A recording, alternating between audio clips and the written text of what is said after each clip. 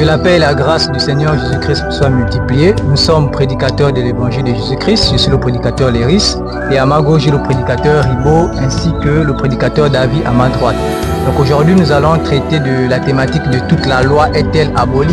Parce que de nos jours il y a plusieurs faux prophètes, faux prédicateurs qui déclarent qu'aujourd'hui l'église, les enfants de Dieu sont dispensés des commandements de Dieu. Donc on n'est plus tenu, on n'est plus obligé de respecter la loi. On doit se conduire comme on veut. En tout cas, Jésus a déjà aboli la loi. Aujourd'hui, le chrétien peut se comporter comme il veut. S'il veut, il marche suivant les commandements de la loi.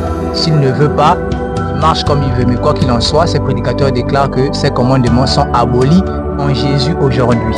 Et ils prennent des passages tels que Jean chapitre 19 verset 30 qui déclare tout est accompli, ou encore Romains chapitre 10 verset 4 qui déclare que Christ est la fin de la loi pour la justification de tous ceux qui croient. Donc dans cette vidéo, on va essayer de vous apporter, on va vous apporter des éclairages par rapport à ce point-là. Et pour ce qui est des autres passages, on va réserver notre vidéo où nous allons rentrer en profondeur et prendre chaque passage où ces faux prédicateurs s'appuient pour apporter l'éclairage par rapport à la lumière des Écritures. Donc nous allons commencer par ce thème-là. Je vais laisser un prédicateur qui va commencer par nous éclairer. Bienvenue mon frère Léris. Donc il y a ces faux docteurs, ces faux prophètes qui véhiculent cet évangile-là où ils ont déformé la grâce de Christ en disant que ils ont mal compris la grâce. Ils vont essayer que la grâce c'est le fait qu'on est sauvé, qu'on soit sauvé et qu'on est libre de faire tout ce que nous voulons parce que la loi a été totalement abolie.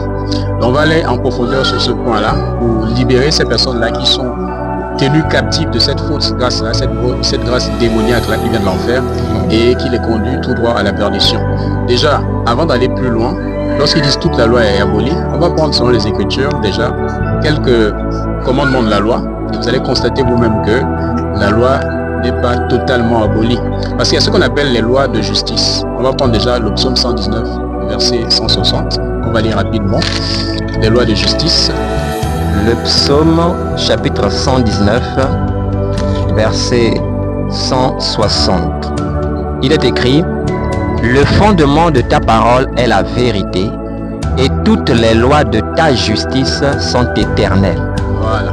Ici on dit toutes les lois de ta justice sont éternelles. Amen. Donc ce qui est éternel, c'est ce qui ne changera jamais, ce qui n'aura jamais de fin. D'ailleurs, il n'y a même jamais eu de commencement. Ces lois-là sont à l'image du Seigneur. Alléluia. Éternel. Amen. Donc lorsque on essaie de voir la loi du Seigneur, on peut s'appuyer sur les commandements qui sont développés dans Exode 1, du verset 1 au verset 17. Et parmi ces commandements, vous allez voir qu'il y a des commandements qui disent par exemple tu ne déroberas point. D'accord? On peut aller lire Exode 20, du verset 17. Exode chapitre 20. Et on peut aller au commandement là. Prenons même le commandement verset 12. Exode 20 verset 12. Exode 20 verset 12, il est écrit: honore ton père et ta mère, afin que tes jours se prolongent dans le pays que l'Éternel ton Dieu te donne. Voilà, ça c'est une ordonnance de la loi. Est-ce que cette ordonnance-là est abolie? Est-ce qu'aujourd'hui nous ne sommes pas tenus d'honorer nos pères et nos mères? Donc on va prendre dans la Nouvelle Alliance l'apôtre Paul, Ephésiens 6, on va lire à partir du verset 1 jusqu'au verset 2. On voit si l'apôtre Paul ne répète pas ce commandement. Ephésiens chapitre 6, verset 1 à 2. Il est écrit: enfants, obéissez à vos parents selon le Seigneur, car cela est juste. Honore ton père et ta mère, c'est le premier commandement avec une promesse. Alléluia. Amen. Donc ici l'apôtre Paul, il enseigne dans la Nouvelle Alliance. D'accord, il s'appuie sur Exode 20, verset 12, qui dit honore ton père et ta mère. Il répète la même chose. Donc quoi? Ce qu'enseigne Paul là aussi est aussi aboli? Non, pas du tout. On peut prendre aussi, il y a un commandement qui dit que tu ne déroberas point. On peut prendre déjà ce commandement dans Exode 20 qui parle du fait que tu ne déroberas point. L'apôtre Paul va répéter ce commandement. On va prendre dans Ephésiens 4, verset 28.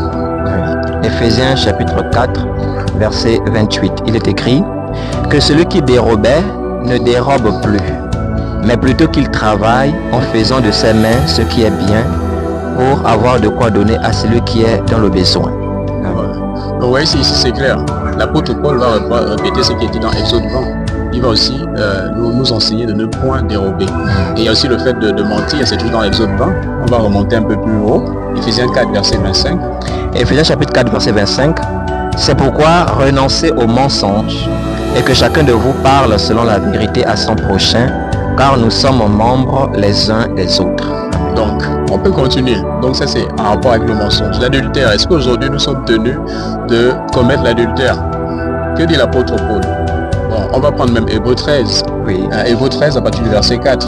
C'est vrai que certains commentateurs disent qu'ici, ce n'est pas Paul qui parle dans Hébreux, mais nous croyons, selon la connaissance que nous avons des Écritures, on pourra peut-être faire un autre enseignement sur ça, que l'apôtre Paul enseigne ici. Hébreux 13, verset 4. Hébreux, chapitre 13, verset 4.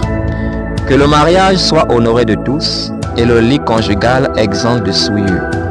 Car Dieu jugera les impudiques et les adultères. Ici c'est clair, ici on dit Dieu jugera les impudiques et les adultères. Amen. On peut continuer comme ça indéfiniment. Ici ce sont ce qu'on appelle les lois de justice. Amen. Elles ont été données dans Exode 20 à partir du verset 1 jusqu'au verset 17 et elles sont éternelles. Et cette éternité-là est répercutée ici par l'apôtre Paul dans ses enseignements. Amen. Maintenant, quelles sont ces lois-là qui ont été reformées? Parce qu'en réalité, ces lois de justice-là sont éternelles, mais la loi a une partie cérémonielle, une partie sacrificielle. C'est cet aspect-là qui a été reformé. La réformation, c'est le fait que Jésus-Christ est arrivé et il est venu accomplir cette loi-là et il a apporté la lumière sur ces commandements-là. Parce que la plupart de ces commandements-là étaient des prophéties par rapport à Christ. Donc on va prendre Hébreux 9 à partir du verset 9.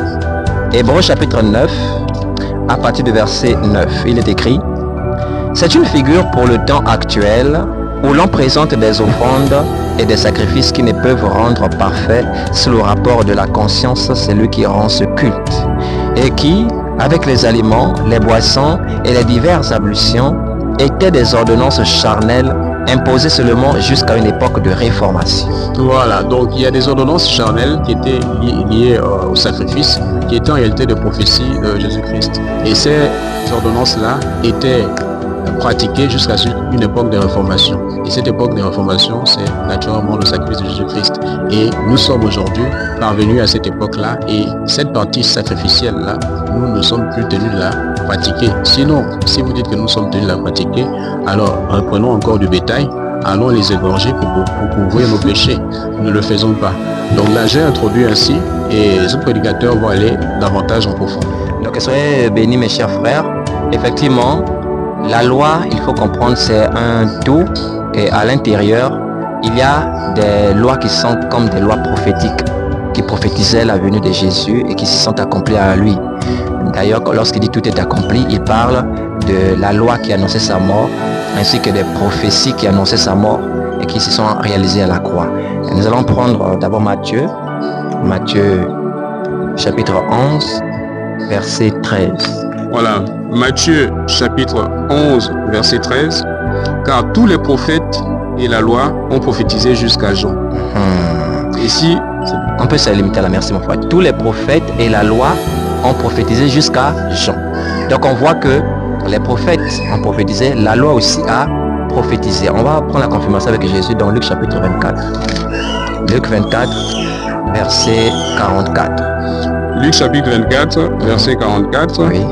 Puis il leur dit, c'est là ce que je vous disais lorsque j'étais encore avec vous, qu'il fallait que s'accomplisse tout ce qui est écrit de moi dans la loi de Moïse, dans les prophètes et dans les psaumes. Très bien. Qu'il fallait que s'accomplisse tout ce qui est dit de lui dans la loi de Moïse, dans les prophètes et dans les psaumes. Donc il y a des lois qui étaient des prophéties par rapport à la mort de Jésus. Vous voyez, par exemple la Pâque, que le monde célèbre aujourd'hui sans connaître, ça annonçait la mort de Christ. Donc c'est déjà accompli. C'est pourquoi aujourd'hui le chrétien n'observe pas la Pâque. Il est au lendemain la Pâque où il célèbre la fête des pains sans levain, qui était aussi une prophétie de la parole de Dieu qui n'a pas de levain, c'est-à-dire la fausseté. Et donc vous voyez que cette fête par exemple de la loi, les 7 fêtes de l'Éternel sont dans la loi. Mais c'était le côté de la prophétie. Maintenant, à côté de cela, c'est comme disait le prédicateur tout à l'heure, il y a la partie qui est justice, qui est spirituelle. Et cette partie-là ne peut et ne pourra jamais être abolie. Amen. Et quelques-uns souvent prennent Hébreux 8. J'aime démontrer que c'est la nouvelle alliance que ça continue. Prenons Hébreux 8, verset 7. Au chapitre 8, à partir du verset 7. En effet, si la première alliance avait été sans défaut, il n'aurait pas été question de la remplacer par une seconde. Amen. Donc quelques-uns en lisant ce passage avancent que la grâce est venue remplacer la loi. Parce que la nouvelle alliance a remplacé l'ancienne alliance. Oui, la nouvelle alliance a remplacé l'ancienne alliance. Mais beaucoup ne savent pas qu'il existe une différence entre l'alliance et la loi. En général, quand on parle de l'alliance, on voit la loi. Il existe une différence. Et comme disait le prédicateur Léris, donc on fera par la grâce du Seigneur un enseignement dédié sur la correction de ces passages qui sont mal compris. Et c'est là aussi Dieu nous permet qu'on vous fera voir cette différence entre l'alliance et la loi. Donc c'est l'alliance qui a été remplacée, mais pas la loi en elle-même. Et la confirmation, on va continuer, on va laisser couler, on va voir si la nouvelle alliance est venue écraser la loi de Dieu. Hébreux chapitre 8. On reprend le verset 7 et on laisse couler, oui. À partir du verset 7, en effet, si la première alliance avait été sans défaut, il n'aurait pas été question de la remplacer par une seconde. Car c'est avec l'expression d'un blâme que le Seigneur dit à Israël, voici les jours viennent, dit le Seigneur, où je ferai avec la maison d'Israël et la maison de Juda une alliance nouvelle. Non comme l'alliance que je traitais avec leur père, le jour où je les saisis par la main pour les faire sortir du pays d'Égypte. Car ils n'ont pas persévéré dans mon alliance.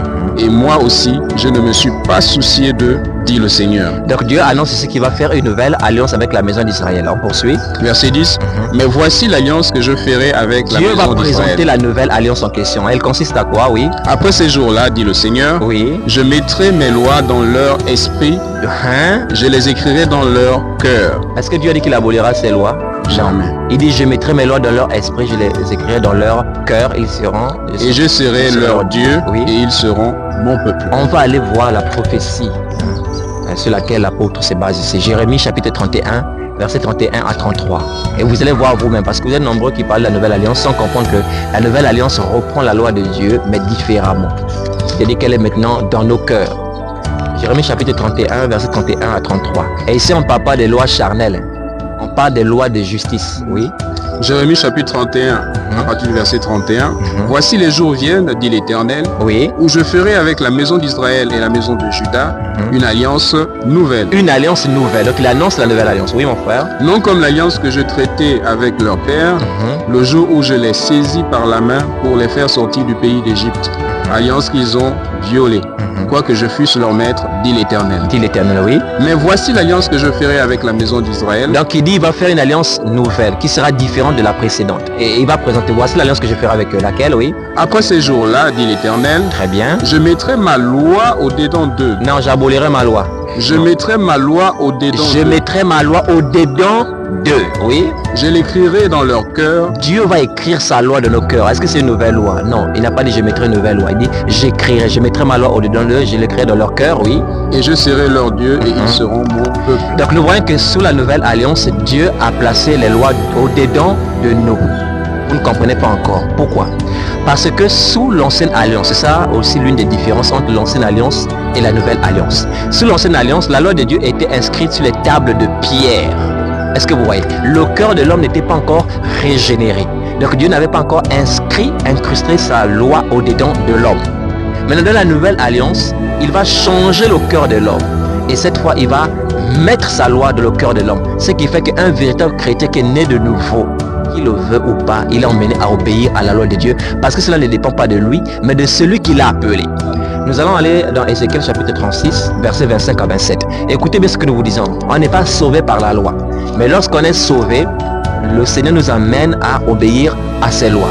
Donc on n'obéit pas à la loi pour être sauvé, mais c'est parce que nous sommes sauvés que nous obéissons à la loi de notre Dieu.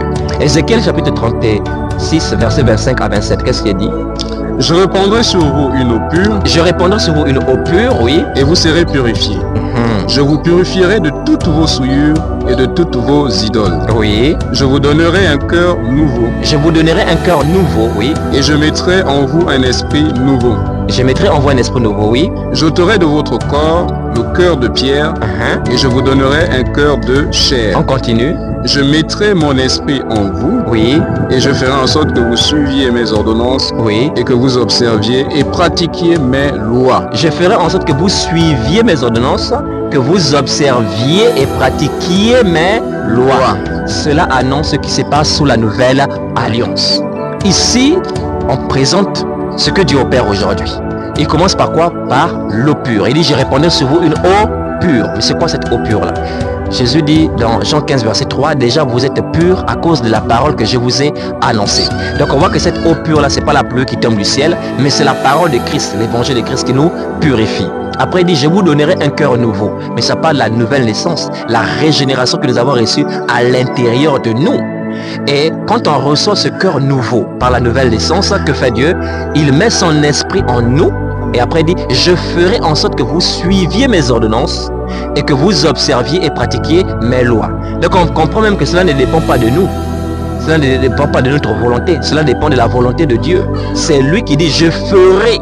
Il n'a pas dit vous ferez. Il dit, je ferai en sorte que vous suiviez mes ordonnances, que vous observiez et pratiquiez mes lois. Voilà pourquoi le prédicateur a fait la démonstration tout à l'heure entre les lois de justice qu'on a vues avec Moïse et avec ce que recommande l'apôtre Paul. Et cette démonstration, on peut vous la faire dans les Épîtres des Apôtres. Il y en a assez où vous pouvez comparer clairement les commandements de justice dont Moïse avait parlé avant Paul et comment l'apôtre Paul les reprend et il n'a jamais dit que c'était aboli. Sauf que la différence qu'autrefois c'était sur des tables de pierre, mais aujourd'hui c'est sur les tables de cœur. Vous voyez? Donc on n'est pas sauvé par la loi, mais le sauvé est emmené à suivre par la grâce de Dieu les ordonnances de Dieu, spirituelles, morales, à observer et pratiquer les lois spirituelles de Dieu. Donc, s'il y a quelqu'un qui vous dit que la loi est totalement abolie aujourd'hui, sachez que c'est un faux prédicateur. Il n'est pas dans l'évangile de la vérité. Je vais laisser la parole à notre cher. Que Dieu vous bénisse abondamment, c'est un prédicateur de la vérité. Amen. Donc, par rapport à l'abolition de la loi, comme on dit les prédicateurs, dire que toute la loi est abolie, tous les commandements de Dieu sont supprimés, on peut vivre le désordre, on peut vivre comme on veut, ça c'est la fausse doctrine. Ça c'est pas la doctrine de Jésus-Christ. C'est ce que Jude a appelé dans Jude verset 4 en disant que ce sont des personnes qui déforment le sens de la grâce. Donc ils tordent le sens des Écritures pour justifier leur vie immorale, pour justifier leur conduite qui sont immorales. Alors selon la lumière des Écritures, pour parler de l'abolition de la loi, pour parler même de la loi, vu que ces personnes qui disent que toute la loi est abolie, prennent appui sur Jésus en disant Jésus est venu abolir toute la loi. Alors on va consulter le Seigneur Jésus. Amen. Et on va écouter ce que le Seigneur Jésus-Christ lui-même déclare. Parce que s'il y a quelqu'un qui doit prêcher premièrement l'abolition de toute la loi, c'est Jésus. Et on va écouter ce que Jésus lui-même déclare dans Matthieu chapitre 22, verset 36 jusqu'au verset 40. Il est écrit dans Matthieu chapitre 22, verset 36 à 40. Oui. Maître, quel est le plus grand commandement de la loi? Maître, quel est le plus grand commandement de la loi? En réalité, Jésus, si il vient pour supprimer toutes les lois, comme on le dit, il a dit, mais tu ne mets pas de quelle loi? Parle-moi de, voilà, des choses que moi je suis venu faire, des choses que mon père m'a envoyées, mais tu ne mets pas de la loi, pourquoi? On va voir la conduite de Jésus, oui. Verset 37, Jésus lui répondit, tu aimeras le Seigneur ton Dieu de tout ton cœur, de toute ton âme et de toute ta pensée. Donc l'amour envers Dieu, oui. C'est le premier et le plus grand commandement. Oui. Et voici le second qui lui est semblable. Le second qui lui est semblable, non pas supérieur ni inférieur, mais semblable, l'amour maintenant envers son prochain, oui. Tu aimeras ton prochain comme toi-même. Tu aimeras ton prochain comme toi-même, oui. Verset 40, de ces deux commandements dépendent toute la loi et les prophètes. De ces deux commandements dépendent toute la loi et les prophètes. Donc toute la loi et les prophètes dépendent de l'amour.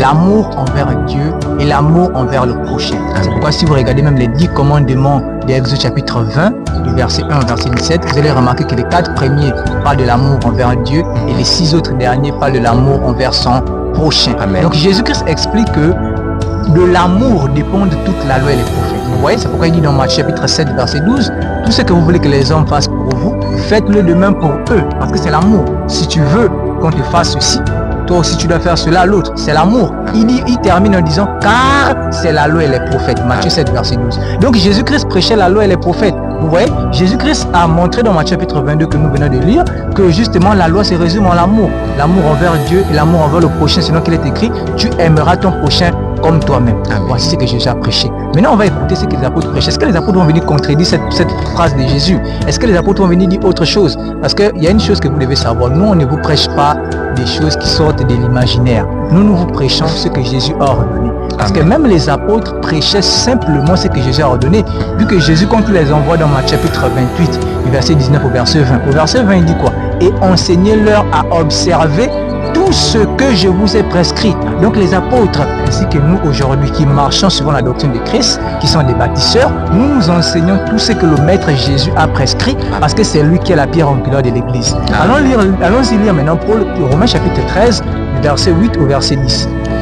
Romains chapitre 13, verset 8 à 10. Il est écrit: Oui. ne devez rien à personne, si ce n'est de vous aimer les uns les autres. Oui.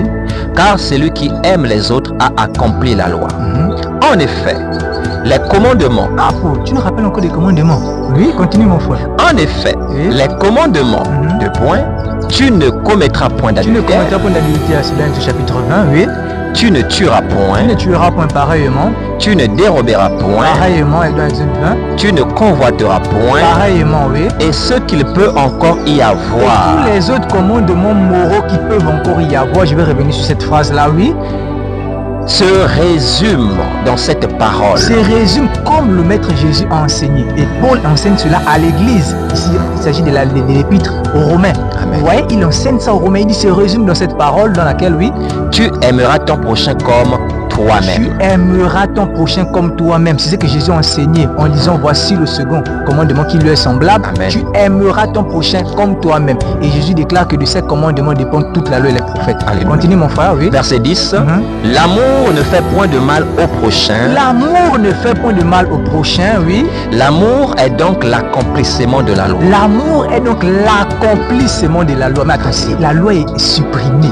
Mais pourquoi Paul nous parle-t-il de la loi encore ici? Il dit c'est par l'amour que nous, l'Église, nous accomplissons la loi. Alléluia. Donc la loi qu'autrefois on n'arrivait pas à accomplir, aujourd'hui en Jésus, par l'amour, nous accomplissons la loi aujourd'hui. Amen. Et c'est pourquoi d'ailleurs au chapitre 3, le verset 31, il dit à l'Église de Rome, anéantissons-nous donc la loi par la foi. Il dit loin de là, au contraire, nous accomplissons la loi. Alléluia. Donc aujourd'hui par la foi, nous on anéantit par la loi, mais aujourd'hui par la foi et par l'amour, nous accomplissons la loi. Amen. Là nous avons pour le témoignage de Paul par rapport à ce que Jésus-Christ a dit dans Matthieu chapitre 22. Nous allons maintenant prendre le témoignage d'un autre apôtre qui est l'apôtre Jacques. On va prendre Jacques chapitre 2 verset 8. Jacques chapitre 2, verset 8. Il est écrit: si vous accomplissez la loi Si royale, vous accomplissez, donc il demande à l'église d'accomplir. Si vous accomplissez, mais pourquoi parler de ça si c'est déjà aboli? Continue mon frère, la loi royale, oui. si vous accomplissez la loi royale selon l'écriture, Selon l'écriture, c'est Lévitique chapitre 19 verset 18 qui parle de cela, oui. Amen. Tu aimeras ton prochain comme toi-même, vous faites bien. Tu aimeras ton prochain comme toi-même, en fait. Vous voyez, ici Jacques comme Paul, ils rappellent tous ce que le Maître Jésus a dit dans Matthieu chapitre 22. Amen. Et Jésus lui-même, il a tiré de cela dans Lévitique chapitre 19 verset 18. Amen. Vous voyez, donc le Seigneur Jésus-Christ lui-même ne nous a jamais enseigné de vivre comme on veut. Il nous a jamais enseigné, il ne nous a jamais dit qu'il venait pour abolir la loi. Et les apôtres ne l'ont jamais dit. Moi, je ne sais pas quel passage, je ne sais pas où ces hommes-là se basent pour dire que la loi abolie. Et je vais prendre un passage qui est Matthieu chapitre 5 verset 17. C'est une citation que même ces faux prophètes prennent en disant que oui, vous dites que s'il y a une personne qui doit parler de l'abolition de la loi, Jésus doit être la première personne. On est d'accord. Ils prennent ce passage-là, nous aussi on va prendre ce passage-là. Matthieu chapitre 5 verset 17, on va écouter les propos même du Seigneur Jésus-Christ, ses propres propos. Amen. Oui. Matthieu chapitre 5, verset 17. Ne croyez pas que je sois venu pour abolir la loi ou les prophètes. Jésus déclare clairement dans ce passage, ne croyez pas, mais parce qu'il y a certains qui croient, ne croyez pas que je sois venu pour abolir la loi ou les prophètes. Jésus n'est pas venu pour abolir la loi ou les prophètes, oui. Je suis venu non pour abolir, Je suis venu non pour abolir, oui, mais pour accomplir. mais pour accomplir. Alors voilà ce que ces faux prédicateurs disent. Ils disent oui, on est d'accord que Jésus n'est pas venu pour abolir la loi ou les prophètes, il est venu pour accomplir la loi et les prophètes. Mais après avoir accompli, voilà ce qui complète. Ils disent qu'après avoir accompli, donc on est d'accord, il n'a pas aboli, il a accompli. Mais après avoir accompli, il a tout aboli. C'est pourquoi dans Jean chapitre 19 verset 30, Jésus dit tout est accompli. Allons-y lire même ça, Jean 19 verset 30. Donc il faut un parallèle entre ce verset et Jean 19 verset 30. Jean chapitre 19, verset 30. Il est écrit: quand Jésus eut pris le vinaigre, il dit, Il s'agit ici de la crucifixion de Jésus après avoir pris le vinaigre, oui. il dit, tout est accompli. Tout est accompli. Ouais. Donc, ils prennent Matthieu 5, verset 17, où Jésus dit, ne croyez pas que je sois venu pour abolir la loi, je suis venu non pour abolir, mais pour accomplir. Ensuite, il colle avec le Jean 19, verset 30, où Jésus déclare, tout est accompli. Et après, il tire la conclusion en disant, vu que Jésus a déjà tout accompli, alors il n'y a plus besoin de respecter la loi, parce que le Seigneur Jésus a déjà tout accompli. Déjà, premièrement, lorsque Jésus dit dans le chapitre 19, verset 30, tout est accompli, Jésus ne parle pas de toute la loi. Voilà leur problème, c'est ça.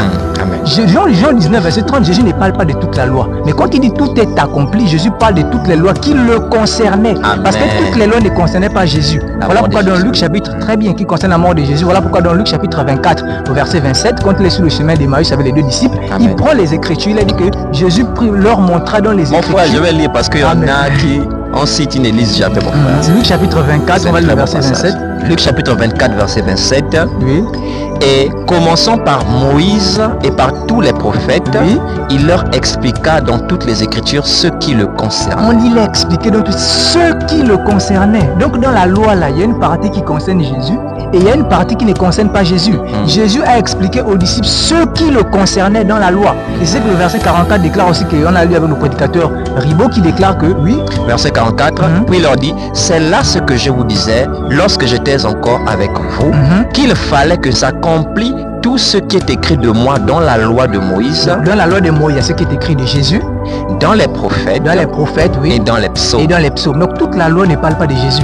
Tous les prophètes ne parlent pas de Jésus, tous les psaumes ne parlent pas de Jésus. Jésus est venu accomplir par sa mort toutes les lois qui parlaient de lui. Et quelles sont les lois qui parlaient de lui? Ce sont les lois dont il est parlé dans Hébreux chapitre 9, du verset 9 au verset 10 qu'on a déjà lu, qui déclare que c'est une figure pour le temps actuel où l'on présente des offrandes et des sacrifices. Donc tout ce qui est offrande, sacrifice, des boissons, des aliments et les diverses ablutions qui étaient des ordonnances charnelles imposées seulement jusqu'à une époque de réformation. Donc dans toute la loi, tout ce qui concerne les sacrifices, sacrifices perpétuels, holocauste, sacrifice d'action de grâce, sacrifice d'expiation, sacrifice de culpabilité, tout ce qui est offrande, tout ce qui est aliment, Lévitique chapitre 11, les aliments purs, les aliments impurs, tout ce qui est boisson pour les libations, tout ce qui est ablution, il faut te laver, machin, quand tu as un accident nocturne, il faut te laver, etc. Le sacrificateur qui doit se laver avant d'entrer dans le temple, tout cela était des ordonnances charnelles qui étaient imposées jusqu'à une époque de réformation. Donc c'était des ordonnances charnelles qui prophétisaient la mort de Jésus. Alléluia. C'est pourquoi Colossiens chapitre 2, à partir du verset 16, déclare que personne donc ne vous juge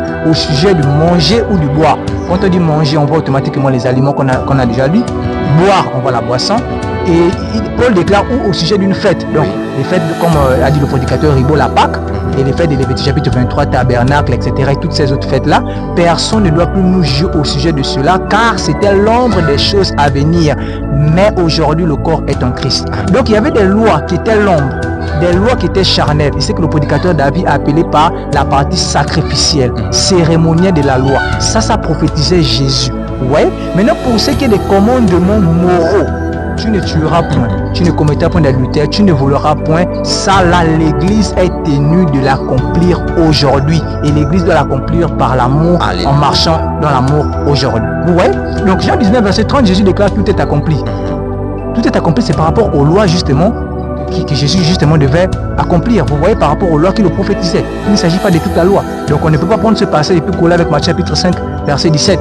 Déjà même, dans Matthieu chapitre 5, verset 17, Jésus, déjà le tout est le accompli que Jésus, vous savez que la Bible n'a pas été traduite, n'a pas été écrite en français. Vous le savez, le Nouveau Testament est écrit en grec, donc ce sont des traductions, etc. En réalité, le accompli dont Jésus utilise, c'est pas le même mot que le accompli dont il va utiliser dans Jean chapitre 19, verset 30. Vous pouvez vérifier ça avec la Bible online.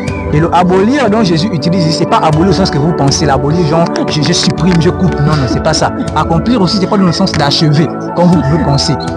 Abolir ici, si vous prenez la Bible online, vous allez remarquer que abolir ici a le numéro 2647. Et le accomplir dont Jésus dit ici, donc il dit ne croyez pas que je sois venu pour abolir. Abolir a le numéro 2647, ceux qui ont l'application peuvent vérifier. Mais je suis venu pour accomplir. Le accomplir ici a le numéro 4137. Tandis que si on consulte le Jean chapitre 19, verset 30, dans la Bible online, lorsqu'il dit tout est accompli, là-bas, le accompli qu'il est question là-bas, c'est le numéro 5055. Vous voyez? C'est différent. C'est différent que le numéro 4137 qu'on voit dans ce passage. Déjà, même avant d'arriver même là-bas, je reviens. S'il faut dire que toute la loi est accomplie en Jésus, alors il faut aussi être d'accord avec nous que toutes les prophéties sont accomplies en Jésus. Oui, amen. Est-ce qu'on est d'accord? Parce que Jésus ne parle pas seulement de la loi, mais Jésus parle également de la loi et des prophètes. Parce qu'il dit, ne croyez pas que je sois venu pour abolir la loi ou les prophètes. Donc si on dit que toute la loi prend son accomplissement en Jésus, il faut qu'on admette également que toutes les prophéties prennent leur accomplissement en Jésus. Or, vous êtes d'accord avec nous que toutes les prophéties ne parlent pas de Jésus. Il y a des prophéties qui parlent de Jésus, il y a des prophéties qui ne parlent pas de Jésus. Je prends par exemple trois prophéties qui parlent de Jésus. Ésaïe 9, verset 5. Car un enfant nous est né, un fils nous est donné, la domination va reposer son épaule, il sera appelé admirable, conseiller, Dieu puissant, Père éternel. Ça parle de Jésus. Il va naître en Bethléem, Ephrata. Michée 5, verset 1. Ésaïe 61, à partir du premier verset, quand l'Esprit de l'Éternel est sur moi pour publier une année de grâce et pour proclamer aux captifs la liberté, etc. Ça parle de Jésus.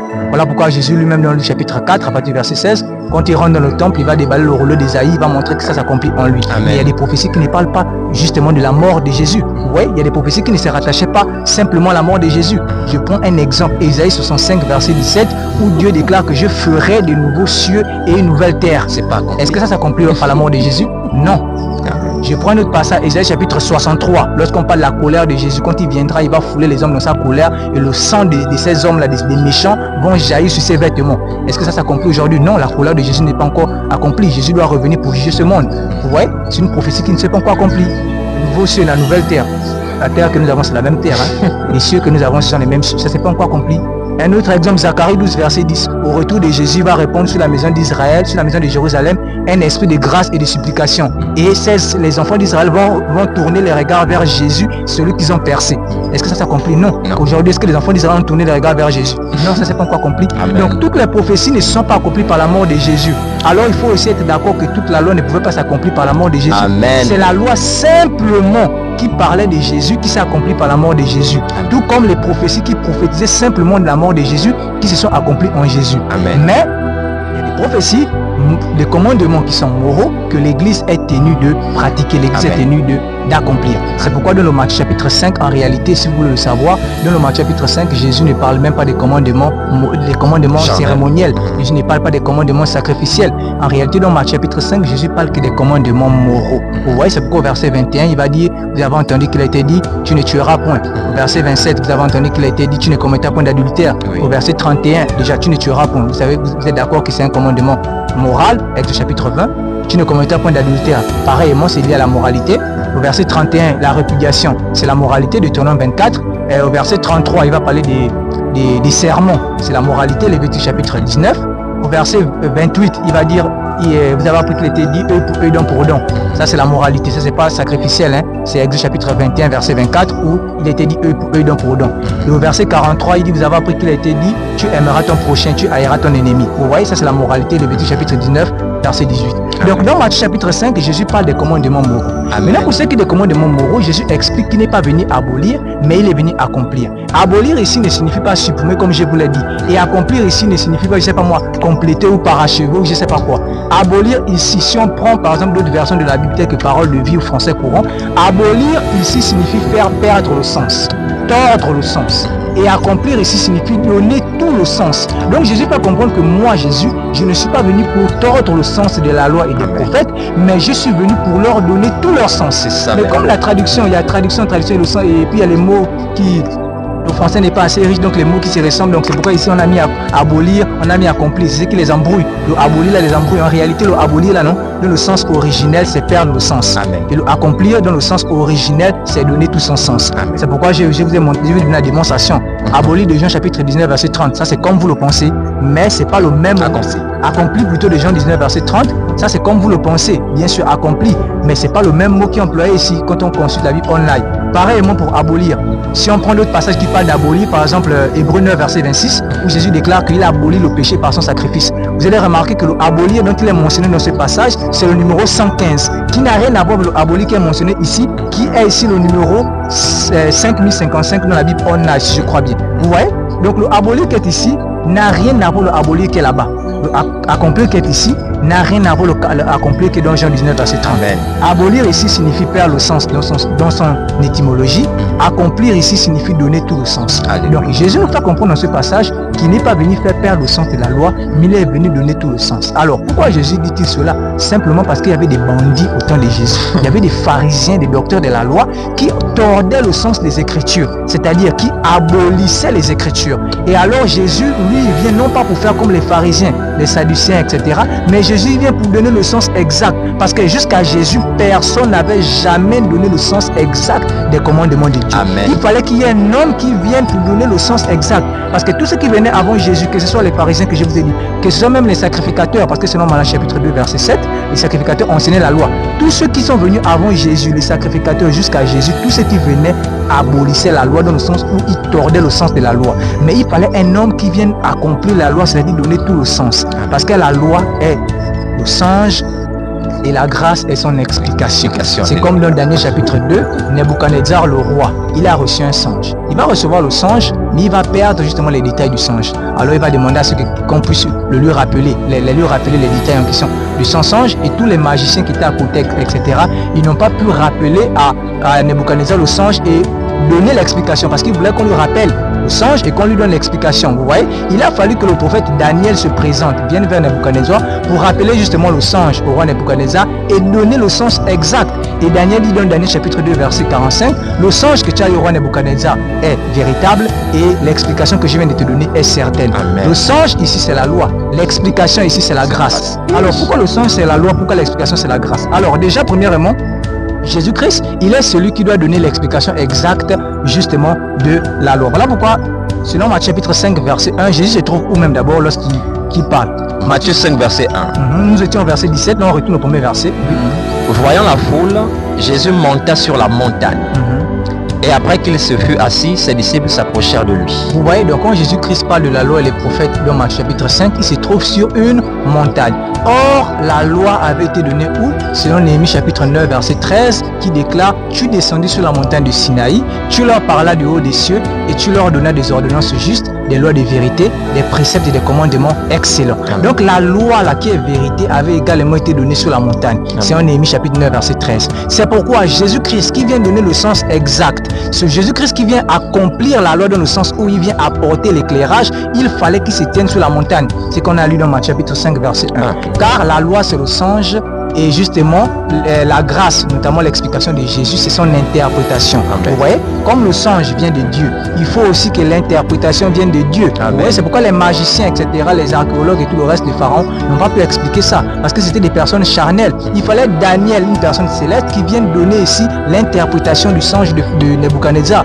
Ainsi, personne avant Jésus, que ce soit les pharisiens, que ce soit les sacrificateurs, ne pouvait donner le sens exact de la loi. Il fallait que Jésus-Christ lui-même descende, se place sur une montagne, donne le sens exact de la loi. Amen. Voilà pourquoi il est également dit dans le psaume chapitre 111 verset 7, les œuvres de ses mains sont fidélité et justice, toutes ces lois sont véritables. Amen. Donc la loi de Dieu elle est véritable, comme le songe que Daniel a dit est véritable, et la grâce elle est certaine. Voilà pourquoi Paul dit dans Tite chapitre 3 verset 7, cette parole est certaine.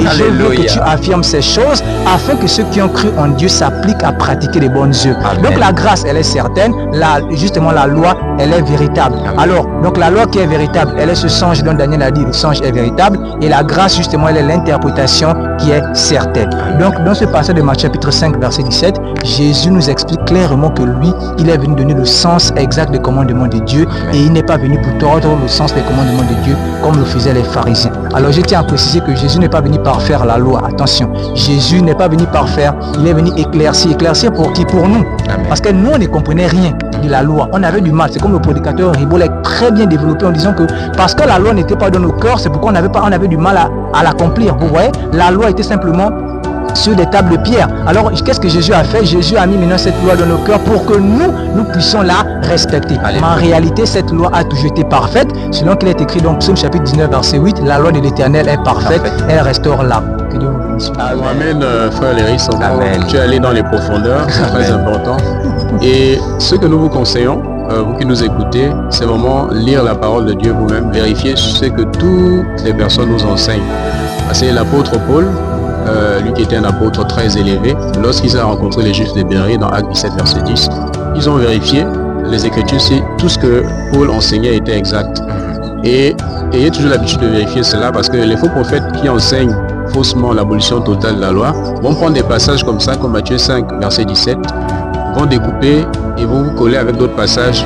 Et comme vous ne vérifiez pas le contexte et l'harmonie des Écritures, c'est là où vous êtes amené tout droit à la perdition. Parce que comme disait le frère Léris tout à l'heure, dans le contexte, on comprend très bien ici qu'on parlait des lois morales, donc des lois de justice. Si vous lisez tout Matthieu 5, le Maître Jésus-Christ va développer ces lois de justice là un peu plus bas. Et il va même nous demander d'enseigner cela. C'est pourquoi l'apôtre Paul, l'apôtre Pierre et tous les apôtres vont enseigner ces lois de justice là. Amen. Parce que je voulais aller dans le même sens que le prédicateur Léris. On va prendre juste Matthieu 5 là. Oui. On va lire juste la suite, le verset 18, surtout le verset 19. On voit ici que le Maître, il n'a jamais enseigné l'abolition totale de la loi. Au contraire, il nous conseille d'enseigner cette loi-là.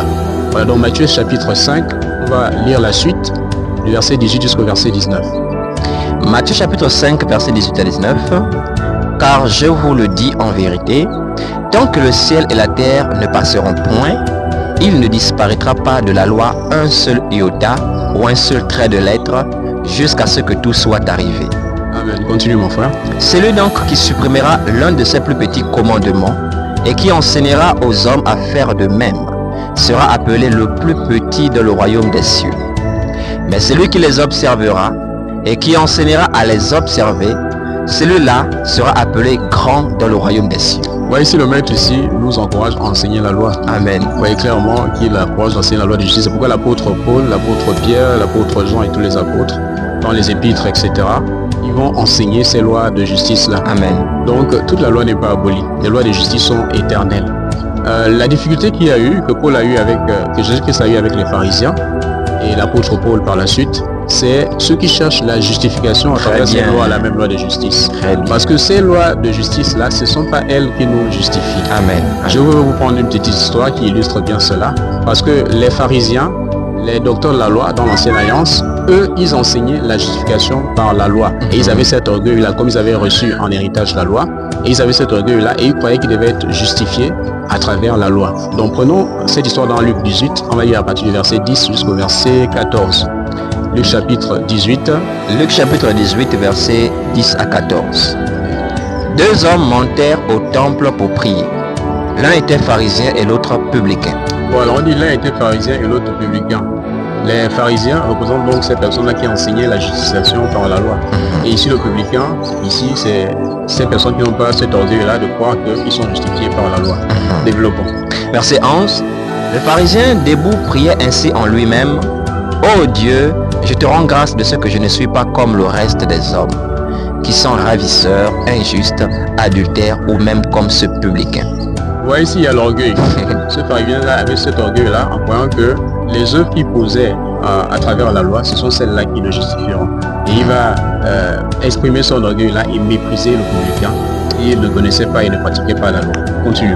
Je jeûne 2 fois la semaine, je donne la dîme de tous mes revenus.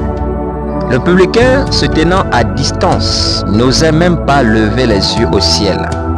Mais il se frappait la poitrine en disant « Ô Dieu, sois apaisé envers moi qui suis un pécheur. » Je vous le dis, celui-ci descendit dans sa maison justifié plutôt que l'autre.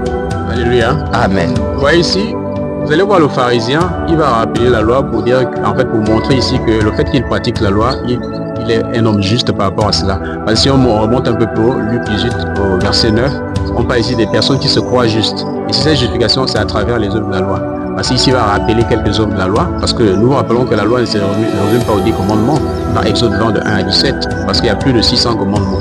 Voilà, et Exode 20, là, ici, traite essentiellement des lois de justice. Donc, voyez ici qu'il va mettre son orgueil dans cette loi-là. Et pour lui, en pratiquant ces lois-là, c'est ainsi qu'il sera justifié. Alors que le Seigneur, en fait, il rappelle, lorsqu'il viendra sur terre, il va rappeler aux Juifs, aux Hébreux ici, que la justification ne s'obtient pas par les œuvres de la loi. Et comment s'obtient la justification? C'est par la foi en Jésus-Christ. Et cela est décrit par l'apôtre Paul. Et rappelé aussi par l'apôtre Paul dans Romains 9, à partir du verset 30, qu'on va lire rapidement. Romains chapitre 9, verset 30. Il est écrit: que dirons-nous donc? Les païens qui ne cherchaient pas la justice ont obtenu la justice qui vient de la foi, tandis qu'Israël, qui cherchait une loi de justice, n'est pas parvenu à cette loi. Pourquoi? Oui, continue mon frère. Pourquoi? Parce qu'Israël l'a cherché non par la foi, mais comme provenant des œuvres. Ils se sont heurtés contre la pierre d'achoppement. Voilà, la pierre d'achoppement, c'est Jésus-Christ. Parce qu'eux, ils ont rejeté le salut qui est Jésus-Christ, et pour mettre leur foi, leur confiance dans la loi. Et c'est cela qui n'est pas conforme aux Écritures. Amen. C'est ce que Jésus-Christ est venu éclairer. C'est-à-dire la loi n'a pas été donnée pour nous sauver. Voilà, la loi a été donnée pour nous amener à Jésus-Christ. C'est pourquoi les lois sacrificielles là, les lois cérémonielles là sont des prophéties par rapport à Jésus-Christ. Et une fois il est arrivé, il a accompli ces lois-là. Et pour être sauvé, nous devons croire en Jésus-Christ. Et c'est cette attitude-là que représentait ce publicain-là, qui se savait pécheur, mais avait la justification à travers Jésus-Christ. Voilà, parce qu'aujourd'hui, par la foi en Jésus-Christ, nous ne sommes plus des pécheurs, nous sommes sauvés par cette foi-là. Donc c'est ce qu'il ne faut pas confondre. Donc la loi en elle-même, même la partie, on va dire autant pour moi, la partie des lois de justice, elle est éternelle, elle ne sera jamais abolie. Mais la justification, on ne la trouve pas à travers la pratique de ces commandements-là. Parce que la pratique de ces commandements, comme les prédicateurs l'ont éclairé, en fait, c'est une conséquence du salut. Selon Ézéchiel 36, verset 25 au verset 27, lorsqu'on arrive au verset 27, lorsqu'on a reçu l'Esprit du Seigneur, c'est l'Esprit du Seigneur qui nous conduit à marcher selon ses lois et ses commandements. C'est pourquoi la grâce et la loi ne sont pas opposées, contrairement à ce que développent beaucoup de ces faux prophètes-là. C'est pourquoi dans Galates 5, verset 23, on va lire rapidement. Galates chapitre 5, 22 à 23. 22 à 23. Parce que 22 à 23, ici ça manifeste le fruit de l'esprit qui est exprimé par une personne qui a reçu le Saint-Esprit, conforme à Ézéchiel 36, verset 27. Donc lorsqu'on a reçu le Saint-Esprit, c'est une sémence, il y a des fruits qui sont manifestes. Maintenant, ces fruits de l'esprit-là, cette grâce-là qui est manifeste, est-ce qu'elle est opposée à la loi? On va lire Galates 5, verset 22, on va lire jusqu'au verset 23. Il est écrit, mais le fruit de l'esprit, c'est l'amour, la joie, la paix, la patience, la bonté, la bénignité, la fidélité, la douceur, la tempérance. La loi n'est pas contre ces choses. Voilà, vous voyez ici qu'il n'y a pas opposition, la loi n'est pas contre ces choses. Amen. Voilà, donc je voulais terminer avec un point, parce que lorsqu'on parle des lois d'Exode chapitre 20, de 1 à 17, il y a certains qui disent qu'il y a le sabbat qui est là à l'intérieur. Donc est-ce que nous sommes tenus à pratiquer encore le sabbat de nos jours, puisqu'on dit ici que ces 10 paroles-là sont toujours d'actualité. Ici c'est l'apôtre, il y a un apôtre, nous croyons que c'est l'apôtre Paul, par hébreu, qui éclaire ça tranquillement, parce que le sabbat aujourd'hui, contrairement à ce que dit la fausse doctrine qui est les adventistes du 7e jour, nous n'avons pas à pratiquer le sabbat aujourd'hui. Là il faudra carrément un autre, je pense que dans le groupe Fondement des apôtres, oui, il y a une vidéo, sur la chaîne. Ça. Voilà, donc vous allez consulter cela. Maintenant concernant la pratique, comment nous pratiquons le sabbat aujourd'hui, c'est éclairé dans Hébreux 4, on va lire à partir du verset 1 jusqu'au verset 3. Hébreux chapitre 4, verset 1 à 3. Craignez donc, tandis que la promesse d'entrer dans son repos subsiste encore, qu'aucun de vous ne paraisse être venu trop tard. Car cette bonne nouvelle nous a été annoncée aussi bien qu'à eux. Mais la parole qui leur fut annoncée ne leur servit de rien, parce qu'elle ne trouva pas de la foi chez ceux qui l'entendirent. Pour nous qui avons cru, nous entrons dans le repos, selon qu'il dit, j'ai juré dans ma colère, ils n'entreront pas dans mon repos. Il dit cela quoique ses œuvres eussent été achevées depuis la création du monde. Alléluia. Amen. Voilà, donc le sabbat c'est le repos. Ici, il a fait référence à Genèse qui parle du sabbat là. Maintenant, notre repos, aujourd'hui, nous le trouvons en Jésus-Christ. Lorsque nous croyons en Jésus-Christ, nous entrons dans ce sabbat. Repos. Amen. Dans le sabbat. repos spirituel. Amen. Et donc, c'est cette foi en Jésus-Christ. Parce qu'aujourd'hui, nous sommes déjà dans le sabbat, quoique par rapport à notre chair, nous sommes toujours en activité, mais notre esprit est dans ce repos-là, dans cette paix-là. On va lire 1 Jean 3, verset 2, qui en parle aussi, qui peut bien illustrer cela. 1 Jean chapitre 3, verset 2. Il est écrit, bien-aimés, nous sommes maintenant enfants de Dieu, et ce que nous serons n'a pas encore été manifesté, mais nous savons que lorsque cela sera manifesté, nous serons semblables à lui parce que nous le verrons tel qu'il est. Voilà, donc par notre esprit, nous sommes déjà enfants de Dieu. Amen. Ce que nous serons n'est pas encore manifesté. Il parle ici des corps parfaits qui sont à venir. Donc, ce que je voulais ajouter concernant le sabbat, et voilà, je vais donc passer la parole au prédicateur Ibo. Soyez abondamment bénis encore mes chers frères prédicateurs. Amen. Et peuple de Dieu, il y a beaucoup de choses à dire là-dessus, comme vous l'avez vu, mais le temps nous manquerait. Et on espère que par l'Esprit de Dieu, vous comprenez ces saines paroles-là. Et si Dieu nous le permet, donc on évoluera par rapport à tout cela dans d'autres vidéos. Et pour cette fois, donc nous allons nous limiter à là. Je vais finir avec quelques textes. C'est pour vous emmener à les méditer après. Matthieu 5, verset 19. Vous-même, dites-nous, si la loi, Christ a aboli entièrement la loi, comment expliquer ce Matthieu 5, 19 là? Donnez-le à ces faux prédicateurs là qui annoncent que toute la loi est abolie. Matthieu 5, verset 19, qu'est-ce que ça dit? On a déjà lu cela même. Celui donc qui supprimera l'un de ses plus petits commandements Oui. et qui enseignera aux hommes à faire de même sera appelé le plus petit dans le royaume des cieux. Celui qui supprimera ses commandements, bien l'un de ses plus petits commandements. L'un de ses plus petits commandements. Parce que dans la loi, il y a les petits commandements, il y a aussi les grands commandements. Mais le temps nous manquera d'expliquer toutes ces richesses-là. Et il faut noter qu'ici, les commandements, c'est par rapport à la loi. Parce qu'il y en a qui oublient le contexte. Si on peut rappeler rapidement le verset 17. Ne croyez pas que je sois venu pour abolir la loi. Très bien. Donc ça parle de la loi et les prophètes. Et les commandements, ici, ce sont les commandements de la loi, comme l'a expliqué le prédicateur, les lois morales.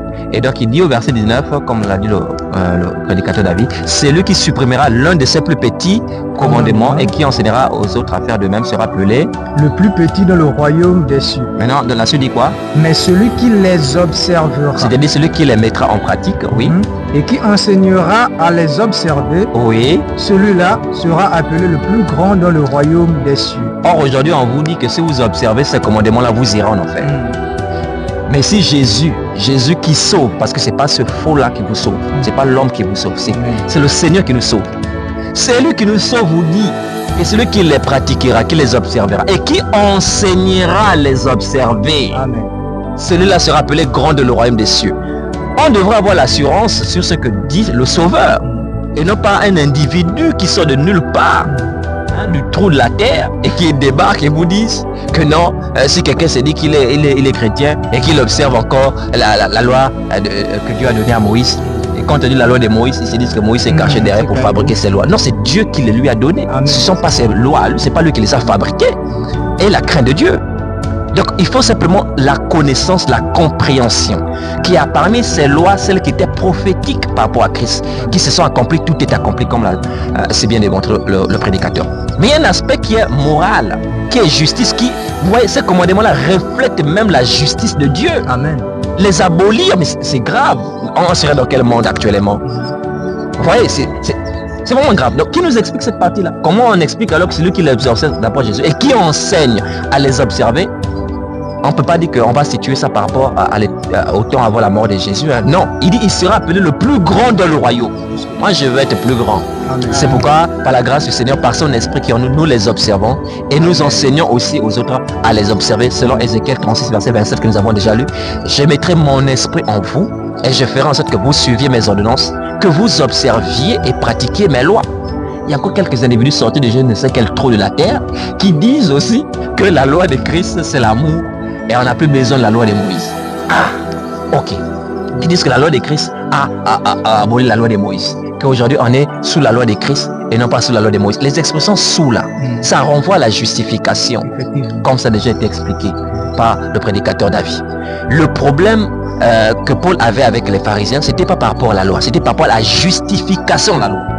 Paul n'avait aucun problème avec la loi. Parce que lui, on a vu Ephésiens 6, verset 1, enfants, obéissez à vos parents selon le commandement du Seigneur. Avec le prédicateur David, le prédicateur, les risques qu'il a donné Romains 13, 8 à 10, où il a dit en effet les commandements, tu ne tueras point, tu ne commettras pas d'adultère. Il n'a pas dit sont abolis. Il a dit se résume en cette parole. Tu aimeras ton prochain comme toi-même. Celui qui aime les autres a accompli la loi. Mais là encore, ces individus-là ne comprennent pas. Celui qui aime les autres a accompli la loi. Il me parle de la loi de Moïse. Tu ne tueras point, tu ne voleras point. Mon frère, si tu m'aimes, supposons qu'après ce tournage de vidéo là, j'oublie mon téléphone, est-ce que tu vas voler? Loin de là. Parce que tu me vois comme toi-même. Tu vas me dire, ah frère, tu as oublié ton téléphone et tu vas le garder précieusement. Ou bien mon cher frère David, tu prendras ce qui est à moi? Non. Vous voyez, donc l'amour de Christ répandu dans ton cœur par le Saint-Esprit va t'emmener naturellement à observer la loi de Dieu sans effort. C'est l'Esprit de Dieu qui opère ce miracle-là. On dit la loi de Christ est venue remplacer la loi de Moïse, mais c'est absurde. C'est quoi la loi de Christ? Jean 15, verset 12. Jean chapitre 15, verset 12. Oui. C'est ici mon commandement. Aimez-vous les uns les autres comme je vous ai aimé. Très bien. Donc le commandement de Christ c'est quoi? C'est l'amour. Mais la loi se résume en quoi?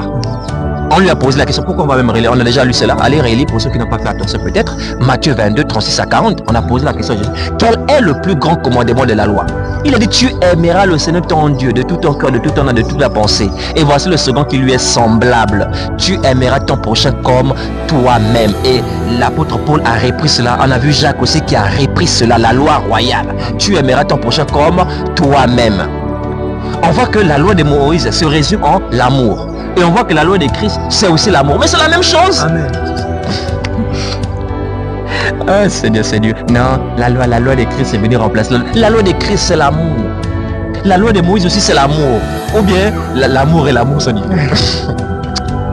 La loi de Moïse, c'est pas la haine. C'est parce qu'ils sont perdus avec les commandements tels que œil pour œil, dent pour dent. Mais qui vous a dit que c'est une vengeance à exercer soi-même? Allez relire Lévitique 19, 18, tu ne te vengeras point. C'est pourquoi je vous dis, c'est un problème de compréhension. Ils ne comprennent pas œil pour œil, dent pour dent. Et si tu le permets, si telle est sa volonté, on abordera cela. Mais ceux qui sont déjà avec nous, qui sont entrés vraiment de la bergerie, qui ont part au pain consistant, connaissent ces lois-là. Ouais, parce que nous, le travail que nous faisons, c'est pas pour tout le monde. Hein. Nous sommes à la recherche des élus. Amen. Parce que Dieu nous a établis pour la foi des élus. C'est l'Antique chapitre 1, versets 1 à 2. Et quand ces élus entendent le son de la voix, qui n'est pas notre voix à nous, mais la voix du maître au travers de nous, ils reconnaissent l'appel de leur maître. Vous voyez? Donc nous arrêtons là pour aujourd'hui et nous vous invitons à fuir ces faux docteurs-là qui sont animés d'un esprit antichrist, parce que prêcher l'abolition de toute la loi, c'est le projet de l'antichrist. Amen. Et l'un des titres de l'antichrist, c'est l'impie. Et si vous vérifiez dans Online Bible, impie veut dire hors la loi. Impie veut dire un transgresseur de la loi. C'est ce qu'on appelle les impies. Donc ce sont des hors la loi. Ces brigands aujourd'hui là qui sont contre ces 5 commandements. Et on rappelle, on n'est pas pour les commandements charnels, notamment le sabbat qui est un jour ordinaire, qui est pour une prophétie. Regardez l'enseignement du sabbat et vous serez mieux éclairé. Mais tous les autres commandements liés à la morale et à l'amour du prochain, ces commandements ne pourront jamais être abolis. Ils sont éternels selon le psaume 119 verset 160. Et celui qui les observera et qui enseignera à les observer sera appelé le plus grand de le royaume des cieux. Et Jésus a dit, allez faire de toutes les nations des disciples, enseignez-leur à observer tout ce que je vous ai prescrit. Amen. Amen.